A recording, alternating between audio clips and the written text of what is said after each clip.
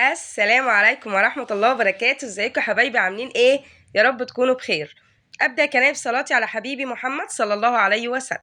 النهارده بقى يا جماعة بإذن الله هنشوف ونعرف مع بعض طريقة عمل المحشي المشكل الجميل بطريقة مملكة هيام التحفة جدا. وهقول لكم على تركاية حلوة جدا، بس يلا بينا نشوف فطارنا أول يوم رمضان ايه ونشوف مكوناته ايه. ونبدأ من اليمين ونقول بسم الله ونصلي على رسول الله عشان ربنا يجعلنا دايما من أهل اليمين زي ما احنا متعودين. معايا طبعا الخضرة دي شبت وبقدونس وكزبرة، طبعا أنا مقطعاهم كده ومجهزاهم من بالليل. ومعايا طبعا الكرنب. ده الكرنب بقى البلدي الجميل بتاعنا. عملت واحدة كده، دي واحدة بس والله ما شاء الله رمت ورق كتير. وعندي واحدة هاعملها يعني عملنا واحدة وعندنا واحدة اليوم تاني. ومعايا طبعًا لسان عصفور عشان نعمل أحلى شوربة لسان عصفور. ومعانا الفراخ طبعًا، أنا كان نفسي إن أنا أعمل النهارده أول يوم رمضان زي ما أنا متعودة كل سنة أجيب دكر بط جنب المحشي ده، بس بصراحة والله يعني ما حصلش نصيب، تمام، فجبنا فراخ والدنيا بتمشي والحمد لله إن شاء الله. يعني الشهر طويل هنجيب اللي نفسنا فيه، تمام. جبنا بقى فراخ وجبنا بقى طبعًا محشي مشكّل كده بتنجان وكوسة وفلفل. ما شاء الله المحشي بقى النهارده هتشوفوه يعني مختلف تمامًا، تمامًا، تمامًا، يعني حاجة كده فاخر من الآخر. وقطّعت طبعًا بصل كده متقطّع فرمته طبعًا في الكبة. ومعايا هنا طبعًا دوّة فلفل ألوان من اللي أنا كنت مفرّزاه معاكم في تفريزات رمضان، شايفين الحاجة التفريزات بتنفع إزاي. طلّعت منها بقى كده شوية. ومعانا الرز، وهنا الطبق ده فيه طماطم وبصل وجزر وروزماري وورق لورا. ده إن شاء الله هنضيفه على الشوربة بتاعة الفراخ، تمام. ولو كان في بقى حبهان كمان كنا ضفنا، بس إيه، مشّوا الدنيا باللي موجود، ما فيش حاجة بتقف معانا يعني. ومعانا طبعًا الزيت، وما فيش سمنة، ما فيش زبدة، يعني الحمد لله. الحمد لله الموجود أنا باطلع لكم بيه، تمام. بامشي باللي موجود معايا واللي موجود عندي. أنا دايمًا باحب أطبخ بالزيت والسمنة، بس بصراحة السمنة ما كانتش متوفرة معايا النهارده، تمام. وطلّعت الطماطم اللي كنت مفرّزاها وضربتها في الخلاط، عصير الطماطم معانا عشان نعمل أحلى صلصة للمحشي. والبهارات الأولانية دي عبارة عن ملح وفلفل وكمون، واحدة مرقة دجاج، ومعلقة من الشوربة البيضا دي عشان شوربة الفراخ. تمام. الشوربة البيضا دي بتعزّز طعم الشوربة جدًا. أمّا البهارات التانية دي عبارة عن ملح وفلفل وكمون، واحدة مرقة دجاج، معلقة من الشطة الحمرا، معلقة من الكزبرة الناشفة. و الشطة دي اختياري مش إجباري، لو مش بتحبوا الحاجة حامية تقدروا ما تضيفوش شطة، تمام. دي بقى البهارات دي للصلصة بتاعة المحشي. ومعانا طبعًا طبق الفراولة الجميل التحفة ده عشان نعمل أحلى عصير فراولة فريش كده. فطار مع يعني نشربه بعد الفطار يعني في رمضان، تمام. أنا مفرّزة طبعًا مانجا معاكم قبل كده وجوافة وبرتقان وكل حاجة، بس إحنا النهارده كان عندي فراولة فريش، فقُلت أستخدمها النهارده يعني وإيه ونعصر عصير فراولة. واسم الله طبعًا حبيب قلبي اللي منوّرني ومشرّفني دايمًا في كل فيديوهاتي وماشيين ببركة ربنا ودعوة أهالينا لينا الحمد لله. ودوّار الشمس الجميلة اللي دايمًا تفتح نفسنا كده على التصوير. ودي كانت مكونات وصفتنا النهارده، وصفة المحشي المشكّل، فطارنا أول يوم رمضان 2025. وطبعًا معانا فوانيس ومنوّرنا ومشرّفنا دايمًا معانا على السفرة وفانوس رمضان. يالّا بينا بقى ندخل عملي مع بعض على طول ونشوف هنعمل الفطار بتاعنا إزاي. معايا بقى حلة على النار فيها مَيّة بتغلي، حطيت فيها شوية من الملح وشوية من الكمون عشان الغازات، تمام. عشان كده تلاقوا لون المَيّة بُني شوية عشان الكمون، تمام. لازم معلقة الكمون دي يا جماعة عشان أنتم عارفين الكرنب وعمايله ها. فلازم الكمون ده عشان الغازات وكده. نزلت بقى هنا بشوية من الورق بتاع الكرنب عشان نبتدي نسلق الكرنب كده مع بعض، تمام. باحاول إن أنا أغرز الورق أوي عشان يتسلق كويس. وفي الوقت دوّة معلّقة على حلة تانية على النار أهو. هنبتدي نعمل بقى فيها طبعًا التسبيكة بتاعة المحشي، تمام. يالّا بينا بقى ننزل بالزيت. كان نفسي أوي أحط سمنة أو زبدة بس زي ما اتفقنا اللي موجود بنمشّي بيه. هابتدي أنزل بالبصل بعد ما الزيت سخن معايا، تمام. وهنبتدي إن إحنا نشوّح البصل كده الأول ندّي له إيه صدمة، تمام، لحد ما يدبل كده معايا. وبعد كده نرجع نضيف له الفلفل. اللي وصل بقى معايا لحد هنا كده يصلّي على النبي عليه الصلاة والسلام ويقول هيام أحلى تسبيكة محشي، أو قولوا هيام أحلى كرنب، هيام كرنب. عشان أعرف أنتم وصلتوا معايا هنا لحد هنا يا أحلى أخوات وأحلى جمهورية في الدنيا كلّها. ربنا يديمكم نعمة في حياتي يا رب. عقبال ما البصل كان بيتشوّح بقى، هنا كانت الكرنب الأولاني خلاص اتسلق، طلّعته كده في مصفى يتصفّى، ونزلت بالكمية التانية أهو، وهكذا بقى هافضل إيه أكمّل بقى كمية الإيه الكرنب كلّه. ما شاء الله الورق الكرنباية ديّة على قد ما صغنّنة بس والله رمت ورق كتير حلو، أصلها بلدي، بلدي والبلدي يُوكل يعني البلدي جميل ما شاء الله. وهنا بقى نزلت بالفلفل الألوان أهو بعد ما البصلة دبلت معايا عشان نشوّحهم كده مع بعض وياخدوا من طعم بعض. الفلفل الألوان بصراحة بيفرق أوي في طعم الصلصة بتاعة المحشي، تمام. هنا بقى كانت الورق بتاع الكرنب برضه بيتسلق من اليمة الأولانية باقلبه على اليمة التانية، وبس ما باخلّوش كتير على النار عشان ما يتهريش منِّك، يعني يا دوبك بس كده قلب على طول وشيليه على طول، تمام. يعني تحطيه ما فيش ثواني وتشيليه عشان الكرنب بالذات مش بياخد وقت، تمام. غير ورق العنب برضه، ورق العنب برضه بيتحط وبيتشال على طول. ورق الخس نفس النظام، يعني الحاجات دي بتبقى مش محتاجة إنها تتسلق كتير عشان ما تتهريش. هاشيل بقى الكرنب واحط برضه شوية تانيين، وهنا في الوقت ده كان البصلة خلاص احمرت معايا أهي، وخدت لون دهبي كده جميل هي والفلفل الألوان واتشوحوا معايا. هابتدي أنزل بعصير الطماطم. شايفين بقى الطماطم اللي إحنا مفرّزينها ما شاء الله حمرا وفريش إزاي. بجد أنا باحب أفرّز الطماطم سليمة وأطلّعها قبلها بثواني كده بتفُك على طول وباضربها في الخلاط، بُصّوا بتنزل معايا أكنها فريش يعني اللي يشوفها ما يفرّقش ما بينها وبين الطماطم الفريش أقسم بالله، تمام. ما باحبش أفرّزها متسبِّكة، أنا باحب أسبِّك الحاجة كده معايا طازة كده على طول، تمام. وهاغطّي بقى على الصلصة واسيبها تاخد وتدّي بشكل وِدّي ويالّا بينا. في الوقت ده كانت الصلصة خدت غلوتين، يالّا نضيف لها البهارات بتاعتها كده عشان تاخد من طعم بعضها. وزي ما اتفقنا البهارات عبارة عن ملح وفلفل وكمون وواحدة مرقة دجاج ومعلقة من الشطة الحمرا ومعلقة من الكزبرة الناشفة. وطبعًا الكزبرة الناشفة دي أساسي في صلصة المحشي، تمام. إيه حكاية تمام معاكِ دي يا هيام؟ حلو أوي، هيام كفاية كلمة تمام عشان كتير أوي، كتير كده، كده كتير، كده كتير يا هيوم. المهم غطيت على الصلصة وسِبتها بقت تكمّل بقية سواها، وفي الوقت ده كنت خلصت سلق كمية المحشي كلّها، وغسلت الحلة ومليتها في نفس ذات الحلة اللي سلقنا فيها الكرنب، فضّيتها ومليتها مَيّة نضيفة من الفلتر عشان نسلق فيها الفراخ، تمام. خليكِ شطورة كده ومدبّرة وما تبهدليش مواعين كتير يعني، تمام. نزلت بقى طبعًا على المَيّة بعد ما غلت معايا بالبصل والطماطم والجزر وورق لورا والروزميري و الروزميري ده والله يا جماعة موجود عندي من أيام ما كنت أم محمد كانت زارعة ومدياني منه، والله العظيم ما شاء الله، تسلم إيديها بجد لسه عندي منه وما شاء الله بيخلّي طعم الشوربة حلو أوي. أنا باحب الروزميري والورق اللورا والحاجات الجميلة دي في الشوربة. نزلت طبعًا على ال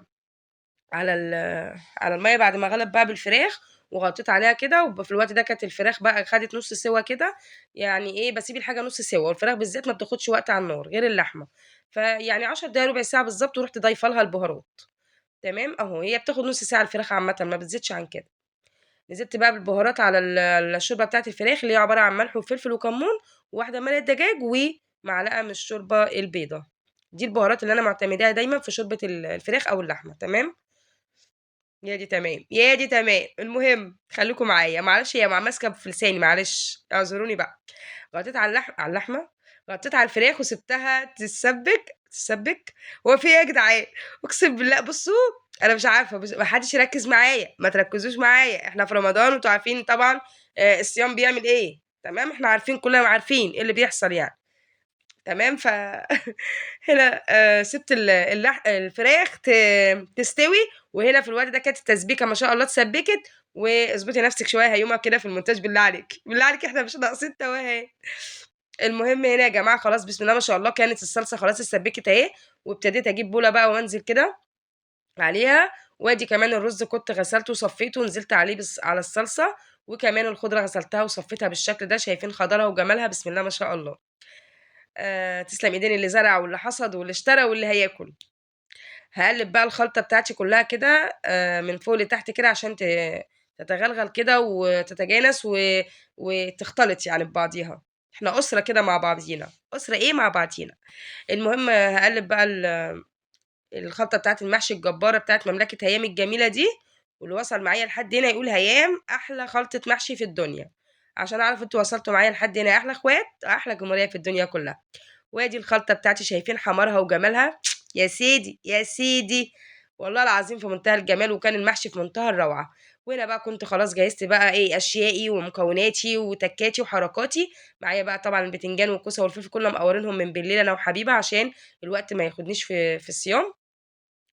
وغسلتهم بقى، والكرنب كمان كنت قطّعته وجهّزته، ومعايا بقى الصينية عشان جهّزت الصينية عشان هنسوي المحشي إن شاء الله في الصينية في الفرن. وهتشوفوا معايا بقى المفاجأة بقى وما أدراكم ما المفاجأة. بس استنوا أمّا نخلّص بس نحشي البتنجان وبعد كده تشوفوا المفاجأة اللي هاقول لكم عليها دلوقتي. إحنا هنحشي الكرنب إزاي هو كمان، تمام؟ دي بقى التركاية اللي باقول لكم عليها تجرّبوها وإن شاء الله تعجبكم. هنا بقى باقول لكم أنا باحشي البتنجان باحشيه التلتين وباسيب التلت فاضي، عشان هو طبعًا بيزيد وأنتم عارفين ما يخرّجش رُز منِّك ويبوّظ الدنيا، وكذلك الكوسة وبرضه الفلفل، تمام؟ هنا بقى طبعًا الكوسة كانت صغنونة وجميلة كده، فباحاول إن أنا أحشيها بصابع إيدي الصغنون عشان إيه، أدخّل الخلطة جوّه. أبو حبيبة طبعًا تسلم إيدك يا حبيب قلبي، هو اللي جايب لنا المحشي ده، وهو اللي يعني جايب الحاجة بيحبها كده صغننة، ما بيحبش الحاجة كبيرة، تمام؟ فخير الأمور وسط طبعًا زي ما إحنا عارفين. فهنا زي ما أنتم شايفين بقى حشيت برضه الكوسة وادي كمان الفلفل، عشان بقى البنوتات الأمارات العسلات اللي زي حبيبة بنتي كده، يتعلموا بقى كده ويشوفوني وأنا باعمل المحشي، يتعلموا مني كده ويتشجعوا ويبقوا كده إيه، بنوتات أمارات شطورات كده، لمّا يتجوزوا كده يعرفوا يعملوا كل حاجة في بيتهم وما يحتاجوش حاجة، تمام؟ خلّوكم شطار كده شرّفونا كده، تمام؟ هنا بقى هاكمّل بقية حشو البتنجان والكوسة والفلفل، ويالّا بينا بقى دي التركاية أهي والمفاجأة، أدي كمان الصينية التانية اللي هنحشي فيها الكرنب. والله يا جماعة أنا قُلت هاحشي الكرنب كده في الصينية وأجرّب وأشوف إيه هيبقى عامل إيه. بصراحة يعني مش عايزة أوصف لكم جماله وروعة، روعة، روعة. وهتشوفوه معايا في نهاية الفيديو وأنتم تحكموا بنفسكم. أقسم بجلال الله المحشي كان في منتهى الجمال، الصابع متماسك وما فيش بقى صابع ماسك في التاني ولا رز برّه ولا الكلام ده، تمام. أنتم شايفين بقى أنا فرشت هنا في الأرضية بتاعة الصينية في قاع الصينية من تحت ورق كرنب من اللي هو الأخضر ده، عشان طبعًا إيه المحشي ما يلزقش في الصينية. أنا طبعًا باحشي الصوابع معاكم أهو، وهاسيبه برضه على البوتاجاز ياخد غلوتين وبعد كده هندخّله الفرن، تمام. هتشوفوا معايا، بس ما تغيّروش المحطة ولا تروحوا في أي حتة. ولا تضغطوا إعلان ولا تروحوا في أي مكان، تمام. هنا بقى طبعًا باحط بقى طبعًا الصابع اللي هو الكرنب كده، بافرد الورقة وباروح حاطة شوية الرز، وبعد كده ألِف على طول، هوب إسلام كده على طول، يعني ما بياخدش وقت معانا، تمام، تمام. هاحشي كده كام صباع معاكم برضه عشان إيه البنوتات كده تشوف البنوتات تشوف الصوابع بنحشيها إزاي وتطلع متماسكة كده، وما شاء الله كلّها سِوَى بعضها زي ما أنتم شايفين. هاكمّل بقية رَص الكرنب وارجع لكم. وهنا يا جماعة بقى كنت خلاص خلّصنا بقى حشو أنا وحبيبة طبعًا قعدنا حشينا سوا. شايفين بقى رصة المحشي الكرنب عاملة إزاي في الصينية ما شاء الله، وادي كمان البتنجان والكوسة والفلفل. لأ بجد يا هيومة شغل فاخر من الآخر. يالّا بينا بقى ناخد المحشي الجامد ده ونطلع بينا على البوتاجاز عشان نبتدي نسوي المحشي. حطّوا اللايك وامسكوا مايك ويالّا بينا نسوي مع بعض، ولا تضغطوا إعلان ولا تروحوا في أي مكان، انتظروني. وهنا حبايب قلبي كنت خلاص بقى جهزت الصواني بتاعتي، وادي الشوربة كمان بتاعتنا كده غالية أهي، غليتها يعني سخنة، لازم يكون الشوربة بتاعتك تكون سخنة. هابتدي بقى إن أنا أسقي المحشي معاكم، تمام. و هنضبّطه كده الشوربة بتاعته عشان ياخد سِواه بقى وياخد راحته في السِوَى، وندخّله الفرن على طول، بس بعد ما ياخد غلوتين على البوتاجاز الأول. وطبعًا في الوقت ده كنت مجهّزة ورق الفويل عشان هنغطّي بيه الصواني عشان إيه، تساعد معانا على التسوية ويطلع المحشي محمّر كده وجميل، ويكون برضه مستوي كويس. أنا سقيت الكرنب بقى أهوّة، وكمان باسقي البتنجان والكوسة والفلفل، بس أنا هازوّد شوية في البتنجان والكوسة والفلفل الشوربة، عشان إيه، يبقى في صوص كده حبيبة بنتي بتحب يعني تاكله كده ويكون في صوص كده في الشوربة من تحت. أهو شايفين ده كده المقدار الصح لتسوية البتنجان. وادي الكرنب كمان سقيته كويس جدًا، لازم السطر الأولاني ما يكونش عليه شوربة كتير. هاولّع بقى النار عليهم وابتدي إن أنا أغطّيهم دلوقتي بورق الفويل، تمام أهو. هابتدي بقى إن أنا إيه، أغطّيه كويس وأغلّفه كويس جدًا عشان البخار يكتم كده الصينية وتستوي كويس. وباضبّط الأطراف كويس جدًا عشان أضمن إن هي ما تجيش على الإيه، على الولعة بتاعة البوتاجاز. خلّي بالِك من الحاجات دي كويس جدًا. عملت الصينية الأولى وأدي كمان الصينية التانية أهي. هابتدي إن أنا كده قفّلتهم كلّهم أهو بالشكل ده، وسِبتهم بقى يغلوا غلوتين، وبعد كده نطلع مع بعض نطلّعهم في الفرن اللي هو الفلاحي الجميل بتاعنا اللي أنا حاطاه فوق، عشان هو ده اللي بيطلّع لي التسوية حلوة. عقبال ما المحشي بقى ياخد غلوتين، تعالوا بينا في الوقت ده كانت الفراخ خلاص استوت وطلّعتها هنا. أنا طلّعتها أصلًا بس ما طلّعتهاش معاكم عشان كنت قاعدة باحشي بقى المحشي، فما قدرتش أقوم بقى أصوّرها وأنا باطلّعها، فهنا طلّعناها في الصينية الصغنونة الجميلة دي، كانت صينية أبويا يا جماعة الله يرحمه، ألف رحمة ونور تنزل عليك يا بابا. كانت عنده يعني، فأنا لمّا اتوفى أنا خدتها من ضمن الحاجات اللي أنا خدتها من عند أبويا يعني، فالصينية دي عزيزة على قلبي جدًا. فقُلت هي حلوة على أوي على قد الإيه الحتتين الفراخ بتوعنا دول، ونزلت بقى كنت عاينة معلقتين صلصة كده من بتوع المحشي، دهنت بيهم الفراخ، وحطيت على وشّهم رشة زيت كده، هادخّلهم الفرن تمام. بس تعالوا بقى بينا الأول كده أمّا أوريكم المحشي، بسم الله ما شاء الله شايفين؟ يا سيدي، شايفين الكرنب بقى اتشرّب بقى والرصة زي ما هي ولا الصباع فك ولا أي حاجة، بسم الله ما شاء الله. جرّبوا يا جماعة تحشوا المحشي الكرنب في الصواني كده، بجد هتدعوا لي. اختراع يا كوتش بجد. المملكة هنا مش بتهزر، المملكة بتعمل جمدان، تمام. وادي كمان البتنجان والكوسة والفلفل كمان بيتشربوا اهو ما شاء الله، وعايشين حياتهم على الآخر. أغطي بقى على الصواني تاني ويلا بينا ناخدهم دلوقتي. كنت ولعت الفرن فوق على الفلاحي من تحت وهديت النار والشعل والبتاع ال الشعلة يعني من فوق من الجناب، ولّعتها برضه كده من الجناب عشان إيه، تاخد سِوَى وتحمَر من فوق ومن تحت. ويالّا بينا بقى في الوقت ده ندخّل المحشي بتاعنا الفرن أهو، ونسيبه بقى يعيش حياته ويستوي، وننزل بقى نكمّل باقي الفطار بتاعنا ونشوف هنعمل إيه تاني مع بعض. خلّيكم معايا وإيه، يعني حطّوا لايك كده، واللي لسه ما اشتركش في القناة يشترك في القناة، ويفعّل زر الجرس على كلمة الكل عشان يوصل منّي كل جديد. وحطّوا اللايك الجميل وأحلى كومنت يا أحلى جمهورية. ويالّا بينا ننزل نكمّل باقي فطارنا. حطيت المحشي في الفرن الفلاحي اللي فوق، في الوقت ده كنت ولّعت برضه الفرن الكهربا على درجة حرارة 200، ولّعت بقى الفرن من فوق والشواية الفرن من تحت والشواية من فوق، ودخّلت الفراخ تاخد وِش كده وتحمَر. في الوقت ده بقى يالّا بينا دي الكَبّة بقى الجديدة أهي يا جماعة الحمد لله. ربنا أكرمني وجِبت كَبّة كبيرة شوية عن الكَبّة كانت عندي الصغيرة أهو. دي كانت الكَبّة دي أصلًا يعني كانت عندي قبل كده، بس الماتور هو اللي موجود، إنّما الشفشق كان انكسر والسكينة كانت اتكسرت، فأنا بقى رُحت إيه، خلّيت الراجل اللي جاب لي شفشق جديد ليها أهوّة، وسكينة جديدة وصلّحتها يعني، وما شاء الله رجعت بقى إيه، رجعت جديدة تاني. يعني ما كلفتنيش كتير بس رجّعتها أهو، يعني خَد يعني 200 إلا حاجة كده في تصليحها، 100 وحاجة، 100 حاجة و60، 100 حاجة و70 حاجة زي كده، بس رجعت بقى الكَبّة جديدة زي ما كانت أهي، شايفين ما شاء الله تحفة جدًا. دي بقى واسعة وكبيرة جدًا كده وحلوة. طلّعت بقى كيس ملوخية من اللي كنت مفرّزاه معاكم طبعًا قبل كده، ويالّا بقى عشان هافرمه لازم يطلع من الفريزر على الكَبّة على طول يا جماعة، ونفرمها ما نسيبهاش تفُك هتلاقيه عامل زي المَيّة، لازم يطلع من الفريزر زي ما أنتم شُفتوا معايا كده وعلى الكَبّة على طول. هنا في الوقت ده كنت باحاول أفرمها، لقيتها ناشفة شوية معايا فحطيت لها معلقتين شوربة صغيرين من شوربة الفراخ، اتفرمت معايا على طول. شايفين بقى لونها وخضرها ما شاء الله، اتفرمت فرم ناعم خالص أهي، ولا تقولي لي مخرطة ولا تقولوا لي وجع إيد وتعب والكلام ده، هي كده على طول فرّزي الملوخية وطلّعيها اضربيها في الكبة أقسم بالله تحفة. وهنا في الوقت ده بقى يالّا بينا الأول ركنت الملوخية على جنب شوية كده عقبال ما بس نعلّق على لسان العصفور عشان هيستوي. نزلت طبعًا معايا حلة على النار فيها شوية زيت، ونزلت عليها بلسان العصفور، وابتدي إن أنا أحمّرها كده، أحمّر لسان العصفور لحد ما يدّيني لون دهبي، وبعد كده نرجع نضيف له الشوربة. في الوقت ده كان خلاص لسان العصفور أهو خلاص اتحمّر معايا وخد لون دهبي جميل زي ما أنتم شايفين. يالّا بينا بقى في الوقت ده كنت مصفية الشوربة كلّها، وهابتدي أنزل عليها بالشوربة أهو. وخلّي بالِك وأنتِ بتضيفي الشوربة عشان ما يطرطشش الدنيا ويلسوع إيديكِ، لإن بيبقى سخن جدًا وهو بيتحمّر بالذات لسان العصفور. هنا بقى كنت باحاول أنزل بالكبشة لقيت نفسي هاتعب، فقُلت هوب إسلام من الحلة على طول، شايفين؟ على طول إحنا ما فيش وقت عندنا عايزين نخلص. ما بنضيّعش وقت. المهم هاقلّب بقى لسان العصفور كده تقليب جامد، وأغطّي عليه وأسيبه بقى على نار هادية يستوي، وياخد ويدّي بشكل وِدّي، ويالّا بينا نعمل الملوخية.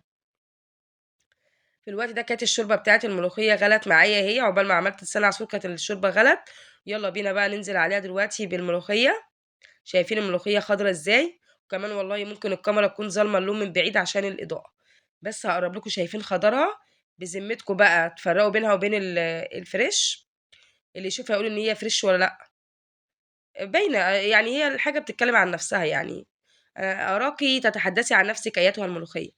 المهم معايا بقى هنا طاسة على النار هابتدي أنزل فيها بمعلقة شوية زيت يعني، ولو في بقى معلقة دهن ضاني يا سلام كانت تبقى في الجون، إن شاء الله أجيب بإذن الله. ونزلت بقى بمعلقة توم مفروم كده معلقة كزبرة ناشفة، وهابتدي أشوّحهم بقى مع بعض كده لحد ما ياخدوا لون دهبي كده جميل، وبعد كده نطش الطشة. مستعدين بقى تشهقوا معايا في الملوخية؟ يالّا بينا. ها 1، 2، 3 هوبا! وكده كنا طشينا بقى الطشة بتاعتنا والملوخية بقى ما شاء الله شايفين خضرها وجمالها ولونها يا سلام، يا سلام، يا سلام، يا سلام سلِّم الملوخية بتتكلم. وهنا خلاص بقى يا دوبك غلت بس رُحت جاية طافية عليها على طول عشان ما ترقّدش منّي، ما شاء الله شايفين باوريكم لونها وخضرها تحفة، تسلم إيديّا وحياة عينيّا. يالّا بينا بقى نسيب الملوخية كده تهدى، وفي الوقت ده كان خلاص المحشي استوى وهوا يا هوا والمحشي استوى.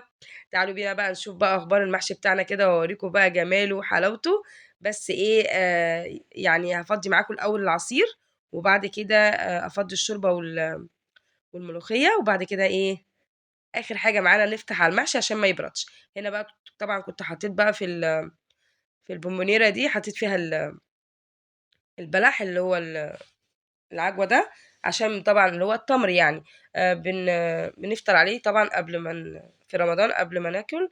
وهنا طبعًا ده كنت عملت بقى عصير الفراولة أهو قدّمته معاكم بالشكل ده، في الكاسات الجديدة بقى والصواني الجديدة بتاعة رمضان بتاعة بوجي وطمطم الجميلة، وفانوس رمضان منوّرنا وفوانيس ومشرّفنا، وبُصّوا كل حاجة كده أجواء رمضانية جميلة، مش عايزة أوصف لكم يا جماعة والله رمضان بيدخل علينا كده بالبهجة والفرح والسعادة، ربنا يسعد قلوبنا كلّنا يا رب، والبيوت كلّها تكون مليانة فرح وسعادة يا رب.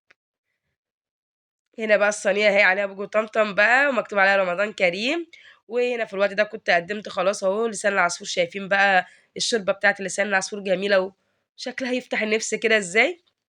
وكمان هاقدّم معاكم الملوخية، برضه الملوخية ما شاء الله جميلة وخضرا، وكانت طعمها في منتهى الجمال.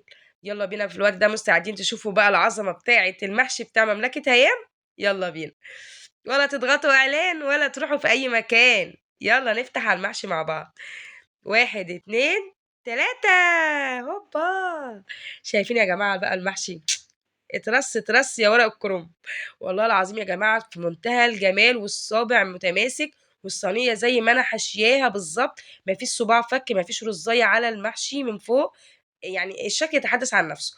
وادي كمان البتنجان بسم الله ما شاء الله اتشرّب واتحمّر كده وخد لون بقى ويعني بقى تحفة كده، تلاقيه تحسّوه كده حاجة مختلفة عن اللي إحنا بنسويه في الحِلَل، فاهمينّي؟ والله العظيم يا جماعة المحشي كان في منتهى الجمال في الصواني، يعني هو في الحِلَل جميل برضه، بس في الصواني بيدّي يعني أطعم، حاجة طعم أحلى وأشيك، وكمان التقديم جميل أوي. بس كده، وده كان فطارنا النهارده يا جمهورية، فطار أول يوم رمضان 2025 عند مملكة هيام، كل سنة وأنتم طيبين، ويا رب كده يكون الفيديو خفيف ولطيف عليكم، وتكونوا استفدتوا منه ولو بمعلومة. وطبعًا في الوقت ده مش تفكروني تقولوا لي يا هيام أنتِ نسيتِ تقدّمي الفراخ؟ من جمال المحشي ومن جمال الحاجة الحلوة اللي أنتِ عاملاها، نسيتِ تقدّمي الفراخ يا هيومة.